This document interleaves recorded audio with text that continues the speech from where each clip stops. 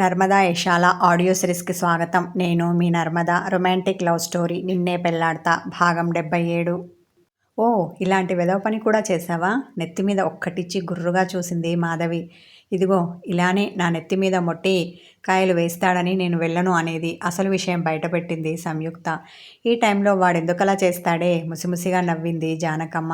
నీకు తెలియదు బామ్మ, బావకు చేతులు అస్సలు ఊరుకోవు. ఎప్పుడు చూడు మొట్టికాయ వేయడం, లేదంటే బుగ్గలు లాగడం, ఇలా ఏదో ఒకటి చేస్తూనే ఉంటాడు. ఇక ఇప్పుడు మీరు లైసెన్స్ కూడా ఇచ్చారు కదా, ఇంకేం చేస్తాడో విచారిస్తూ గదవ కింద చెయ్యి పెట్టుకుంది సంయు. నువ్వు అనుకున్నట్టు వాడేమీ చేయడు, కానీ బాగా రొమాంటిక్గా లవ్లీగా చూసుకుంటాడు. రేపటి నుండి మేము వెళ్ళమని చెప్పకముందు ఎగేసుకొని నువ్వే వెళ్తావు. ఇప్పుడు ఏదేదో ఊహించుకొని భయపడుతూ ఇలా ఆలస్యం చెయ్యకు, అవతల వాడికి కోపం వస్తుంది. అప్పుడు నువ్వు అన్నట్టే నెత్తి మీద వేస్తాడు. అందుకని తొందరగా వెళ్ళు నచ్చ చెప్పింది బామ్మ. అయినా ఎందుకో వెళ్ళడానికి జంకింది సంయుక్త. ఎంతకీ ఆమె కదలకపోయేసరికి విసుగ్గా ఆమెను చూసిన బామ్మ, సరే నువ్వు ఇలాగే భయపడుతూ ఇక్కడే కూర్చో, ఎప్పుడు సందు దొరుకుతుందా శిఖర్ దగ్గరికి అవుదామా అని గోతికాడ నక్కలా ఎదురు చూస్తున్న రియా కాస్త ఆ శోభనం గదిలోకి దూరుతుంది. ఆనకని ఇష్టం అనేసి బాగా చీకటి పడడంతో ఆవలించింది జానకమ్మ. రియా పేరు వినగానే ఉలిక్కిపడింది సంయుక్త. అమ్మో, అది వెళ్ళినా వెళ్ళే రకమే అనుకున్న సంయు, మీరెవరూ నా వెంట రాకండి, నేను వెళ్తున్నా అనేసి పాల గ్లాస్ పట్టుకుని శోభనం గది వైపు వేగంగా అడుగులు వేసింది. అలా వెళ్తున్న సమీను చూసి, ఈ తింగరదానికి ఆ తింగరోడు సరిగ్గా సరిపోయాడు మనసులో అనుకొని మాధవి జానకమ్మ ముసిముసిగా నవ్వుకున్నారు. జానకమ్మ అనుమానించినట్టుగానే రియా ఆ శోభనపు గది చుట్టే తిరుగుతూ ఉంది. సంయుక్త మరో 2 నిమిషాలు ఆలస్యం చేసి ఉంటే రియా ఖచ్చితంగా శోభనం గదిలోకి దూరేది. అక్కడ శిఖర్ ఆమెను దగ్గరికి తీసుకోకపోయినా సంయుకి అనుమానం వచ్చేలా ఈ రియా ఏదో ఒకటి చేసేది. ఆ భార్యాభర్తల్ని మొదటి రాత్రి విడదీసేది. కానీ రియాది బ్యాడ్ లక్. సంయుక్త సిగ్గుపడుతూ శోభనం గదిలోకి అడుగుపెట్టింది. అది చూసి బాధతో పక్కకు తప్పుకుంది రియా. మెట్ల మీద ఏడుస్తూ కూర్చున్న రియా భుజం మీద చెయ్యి పడింది. విసుగ్గా చేతిని తీసేసి తల తిప్పి చూసిన ఆమెకి రాజేశ్వరమ్మ కనిపించింది. ఆమె బాధ కోపంగా మారింది. ఇది చేస్తాను, అది చేస్తానని గొప్పగా చెప్పావు కదా, నువ్వేం చేసావు? ఆ సంయుక్త శోభన గదిలోకి వెళ్తుంటే చేతులు ముడుచుకొని చూస్తూ ఉన్నావు. ఎందుకైనా రాత్రి నువ్వు నిద్రపో, నేనంతా చూసుకుంటానని నాతో చెప్పావు. ఆవేశంతో ఆమె మీద గట్టిగా అరిచింది. ఉష్! మెల్లగా నోరు మీద వేలు వేసుకొని గట్టిగా మాట్లాడవద్దని సైగ చేసింది రాజేశ్వరమ్మ. ఆవేదనతో ఇలా అరవడం తప్ప నాకేం మిగిలింది? కన్నీటి పర్యంతం అయ్యింది రియా. నువ్వు బాధపడకు రియా, వాళ్ళిద్దరూ గదిలోకి వెళ్ళినంత మాత్రాన వాళ్ళకు శోభనం జరుగుతుంది అనుకోకు. ఇప్పుడు ఎలా వెళ్ళిందో అలాగే ఆ సంయుక్త రేపు చీర నలగకుండా బయటికి వస్తుంది చూడు అన్న ఆమె కన్నింగ్ స్మైల్ ఇచ్చింది. నిజమా? ఆనందాశ్చర్యానికి లోనైంది రియా. అవునని కనురెప్పలు మూసి తెరిచింది రాజేశ్వరమ్మ. లేట్ చేశానన్న భయం సంయుని వెంటాడుతుంటే బిక్కుబిక్కుమంటూ శోభనం గదిలోకి అడుగుపెట్టింది. ఆమె కాలి మువ్వల సవ్వడి విన్న అతడు తలెత్తి ఆమెను చూశాడు. అందంగా ముగ్ధ మనోహరంగా తయారై వచ్చిన సంయుక్తను తల వంచుకొని నేలచూపులు చూస్తూ ఉంది. శిఖర్ మనసు ఆనందంతో పులకరించింది. అయినా బెట్టు చెయ్యాలి అనుకున్న అతడు, ఏంటి ఇంత ఆలస్యం? నడుముకు చేతులు పెట్టుకొని ఆమెను సీరియస్గా చూశాడు.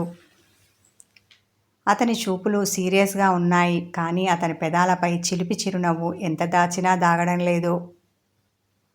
ఇదిగో నువ్వు ఇలా కోపడతావని నేను రానంది, కానీ బామ్మ వింటేనా? చివాల్న తల ఎత్తి ఉక్రోషంతో అతన్ని చూసింది సంయు. ఎందుకో ఆమె అలా అనడం అతనికి నచ్చలేదు. అయితే నువ్వు ఇష్టంగా రాలేదన్నమాట బేస్ వాయిస్తో అనగానే ఆమె తల అడ్డంగా ఊపేసింది. అతని పెదాలపై ఉన్న చిరునవ్వు మాయమైంది. ఆమె వైపు అడుగులు వేస్తుంటే ఆమె వెనక్కి అడుగులు వేసింది. అతడు దగ్గరగా వచ్చేసరికి గుండె వేగం పెరిగిపోయి చేతులు వణుకుతుంటే ఆమె గట్టిగా కళ్ళు మూసింది. అతడు ఆమె చుట్టూ చేతులు వేశాడు. ఈ అరుగేట్ ఇప్పుడు ఏం చేస్తాడోనని భయపడుతూనే అనుకుంది. తన చిట్టి బుర్రతో బాగా ఆలోచించి అతనికి కొత్తగా ఆమె పెట్టుకున్న పేరు ఇది. అతడు ఆమెను అతుక్కుపోయినంత దగ్గరగా వచ్చాడు. అతని శ్వాస ఆమెకు తెలుస్తుంటే ఆమె హార్ట్ బీట్ డబుల్ సెంచరీ కొట్టింది. అతడు ఆమె వెనక ఉన్న తలుపు వేసి గొల్లెం పెట్టాడు. ఉఫ్! నోటి నుండి గాలిని బలంగా బయటకు ఊది, ఓ ఈ బిల్డప్ అంతా తలుపు వేయడానికా? మనసులో అనుకోవాల్సింది కంగారులో బయటికి అనేసింది. ఆమె భుజాల మీదుగా చేతులు వేసి, నువ్వేమనుకున్నావు? కొంటెగా ఆమెను చూశాడు. బుంగమూతి పెట్టేసి, నేనేమీ అనుకోలేదు ఉడుకుబోత్తనం చూపించింది సంయు. లేదు లేదు, నువ్వేదో నా నుంచి ఎక్స్పెక్ట్ చేశావు. అదేదో త్వరగా చెప్పేయ్. అదురుతున్న ఆమె అదరాల మీద తన చూపుడు వేలిని ఉంచాడు. బిడియంతో ఆమె గొంతులో గుటికపడింది. టెల్మీ. ఈసారి అతని స్వరం మృదు గంభీరంగా పలికింది. మాట తీరు మారిందని గమనించిన ఆమె, నిజం, నేనేమీ అనుకోలేదు ధైర్యంగా చెప్పాలి అనుకున్న ఆమె మాటలు తడబడ్డాయి. ఆమె వణుకు చూసి చేతిలోని గ్లాస్ ఎక్కడ పడేస్తుందో అనుకొని అతడు ఆ పాల గ్లాస్ తీసుకున్నాడు. ఇవి నా కోసమేనా? అన్నాడు. కాక ఇంకా ఇక్కడెవరైనా ఉన్నారా? కావాలని వెటకారం ఆడింది. అదేమిటో ఆమెకి అతనితో పోట్లాడితే సరదాగా అనిపిస్తుంది. నువ్వున్నావుగా. తన మునివేళ్లతో ఆమె నుదురు పొడిచాడు. ఆమె అతన్ని గుర్రుగా చూడాలి అనుకుంది. కానీ అతని కళ్ళల్లోని చిలిపితనం ఆమెను కట్టిపడేసింది. దాంతో కోపంగా చూడాల్సిన ఆమె చూపుల్లో సిగ్గు చేరింది.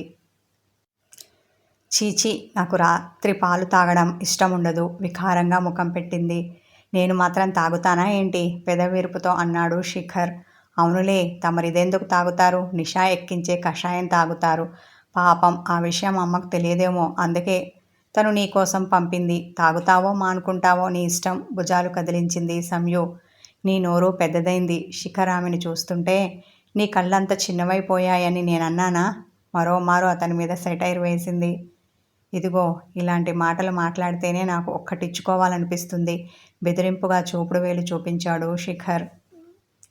మొట్టికాయగా, ఇంకా ఆలస్యం ఎందుకు? కానీ అది తప్ప నీకేం వచ్చని? ఓరకంట అతన్ని చూసింది. ఇంకా చాలా వచ్చు. అవన్నీ చూపొద్దామనే కదా ఈ ఏర్పాట్లన్నీ. హస్కీగా అన్న అతడు అందంగా అలంకరించిన పాన్పు చూపించాడు. అతడు పాల గ్లాస్ పక్కన పెట్టేసి ఒళ్ళు విరుచుకున్నాడు. అప్పుడు కానీ ఆమె చూపు అతని ఒంటిమీద పడలేదు. పడ్డ వెంటనే ఆమె చూపు అతని అనాచ్ఛిత ఎదపై నిలిచిపోయింది. అక్కడ తలపెట్టుకోవాలి అన్న చిలిపి కోరిక పుట్టింది. కానీ సిగ్గు ఆమె తనువును చుట్టేయగా గొంతు తడారింది. శిఖర్ ఆమెకి దగ్గరగా వచ్చి నడుం చుట్టూ చెయ్యి వేయగానే ఆమె ఒళ్ళు జల్లుమంది. అతని మరో చెయ్యి ఆమె మెడ వెనక చేరింది. మత్తుగా వాలుతున్న కనురెప్పలను బలవంతంగా తెరిచి చూసే ప్రయత్నం చేస్తుంటే ఆమె వల్ల కాలేదు. ఏదో చెప్పాలని ప్రయత్నిస్తూ నోరు తెరిచింది. ఆమె మాట పెదవి దాటలేదు. కానీ అవి అతని పెదాల కిందికి చేరిపోయాయి. గాఢంగా ఇస్తున్న అతని ముద్దులో నలిగాయి. ఇంతవరకు పిల్లి ఎలకలా పోట్లాడుకున్న శిఖర్ సంయులు ఒకరి ప్రేమ ఒకరు పంచుకోవడం మొదలుపెట్టారు. అలకలు, కోపతాపాలు అన్నీ అతని ముద్దులో కరిగిపోయాయి. సుదీర్ఘంగా సాగిన అతని ముద్దులో ఆమెకు మైకం కమ్మింది. పైగా ఊపిరి భారమైంది. అది అతనికి అర్థమవుతుంటే ఆమె పెదాలు వీడి ముఖం వైపు చూశాడు. కళ్ళు మూసుకొని ఉన్న ఆమె తన్మయత్వంతో ఓలలాడుతోంది. చిలిపి చిరునవ్వుతో విచ్చుకున్న అతని పెదాలు ఆమె కనురెప్పలను ముద్దాడాయి. ఆమె తన కళ్ళను మరింత గట్టిగా మూసింది. ఇంకాస్త ముందుకి ప్రొసీడ్ అవ్వనా? ఆమె అనుమతి కోరుతూ చెవిలో గుసగుసలాడాడు. ఆమె మంత్రముగ్ధల తల ఆడించింది. అదేంటి వెంటనే ఓకే చెప్తున్నావు? అంతగా నచ్చానా?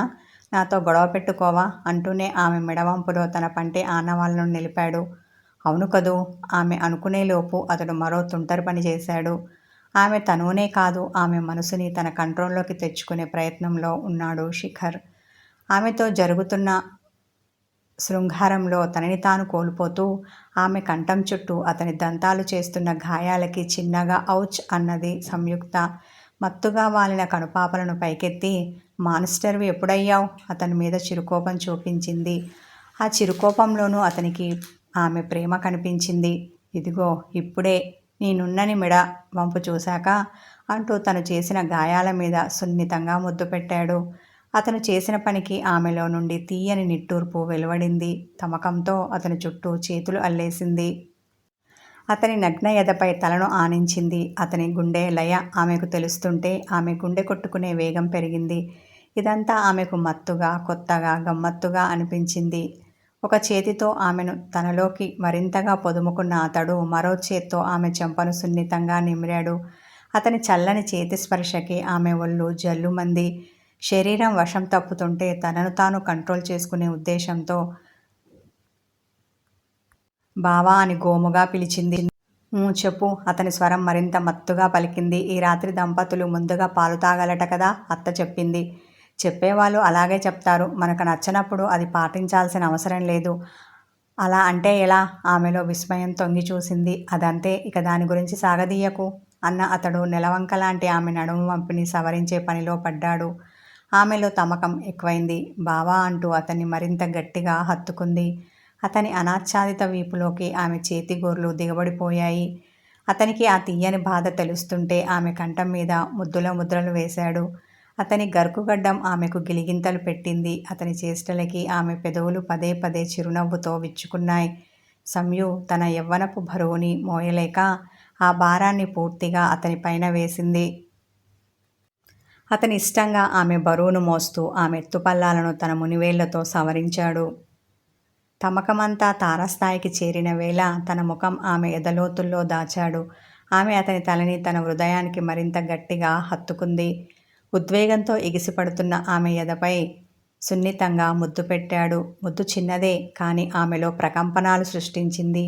ఆమె మునివేళ్లు అతని జుట్టులోకి వెళ్ళిపోయాయి. అతడు చిన్నగా ఆమెను మంచం మీదకి చేర్చి తను ఆమె పక్కన చేరిపోయాడు. వాళ్లకు అంతులేని అనురాగం ఉంది. అంతకు మించిన వాంఛ ఉంది. ఇక ఆ రయ్యిని ఊరకనే తెల్లవారనిస్తారా? ఇష్టంగా ఆ శోభనపు గదిని ఏలేసే పనిలో పడ్డారు. వారి వలవలు ఎప్పుడు వాళ్ళ తనువును వీడగా ఒకరి తనువు మరొకరికి వస్త్రంగా మారింది. ఒకరిలో ఒకరు కలిసిపోతూ కరిగిపోతూ తమలో ఉన్న ప్రేమను ఎదుటివారికి చూపిస్తూ మధురమైన అనుభూతులను ఆ రాత్రి పోగేసుకున్నారు. కోడికూత పెట్టే వేళ వాళ్ళు చిన్నగా కునుకు తీసే పనిలో పడ్డారు. ఈ విషయం తెలియని రాజేశ్వరమ్మ తను వేసిన ప్లాన్ సక్సెస్ అయి ఉంటుందని, ఈ పూట వాళ్ళకి శోభనం జరగదని ఊహించుకుంటూ హాయిగా నిద్రపోయింది. ఆమె మీద నమ్మకంతో రియా గాఢ నిద్రలో ఉంది. ఉదయం లేచిన రాజేశ్వరమ్మ రియాలు శోభనపు గది తలుపు ఎప్పుడు తెరుచుకుంటుందా అని ఎదురుచూస్తూ ఉన్నారు. నాన్నమ్మ ఇంకా ఎంతసేపు? అసహనంతో విసుక్కుంది రియా. ఆగవే, మత్తు దిగాలి కదా, నీకన్నిటికీ తొందరే. రియా తల మీద ఒక జల్లకాయ వేసిన రాజేశ్వరమ్మ ముసిముసిగా నవ్వింది. అబ్బా, దెబ్బ తగిలిన చోట చేత్తో రుద్దుకొని మత్తు ఏంటి, దిగడమేంటి అర్థం కాక తెల్లముఖం వేసింది రియా. అదే కదా నేను చేసింది, గర్వంగా తల ఎగరేసింది రాజేశ్వరమ్మ. నానమ్మ ఆ చెప్పేదేదో అర్థమయ్యేలా చెప్పి తగలడు, కంగారు పడింది రియా. ఎందుకే టెన్షన్ అవుతావు? కాస్త రిలాక్స్గా ఎలా ఉంటాను? పైగా నువ్వు మత్తు అది ఇది అంటున్నావు. ఆ మత్తు ఎక్కువై కొంపదేసి వాళ్ళు పోలేదు కదా. తన చేతుల్ని పైకి చూపించింది రియా. ఎందుకు పోతారే నీ పిచ్చిగాని? రియాని అదోలా చూసింది రాజేశ్వరమ్మ. మన కర్మకాలితే పోతారు, పళ్ళు పటపట నూరింది. అయినా అది పోతే నాకేం బాధలేదు, కానీ నా శిఖర్కి ఏమన్నా అయితే మాత్రం నేను ఊరుకొని చెప్తున్నా. తన నానమ్మకి వేలు చూపించింది రియా. ఈ రొమాంటిక్ కథ కొనసాగుతుంది. హాయ్ వ్యూవర్స్, నా స్టోరీని వీడియోస్ని ముందుగా చూడాలి అనుకుంటే నా ఛానల్కి మెంబర్షిప్ తీసుకోండి.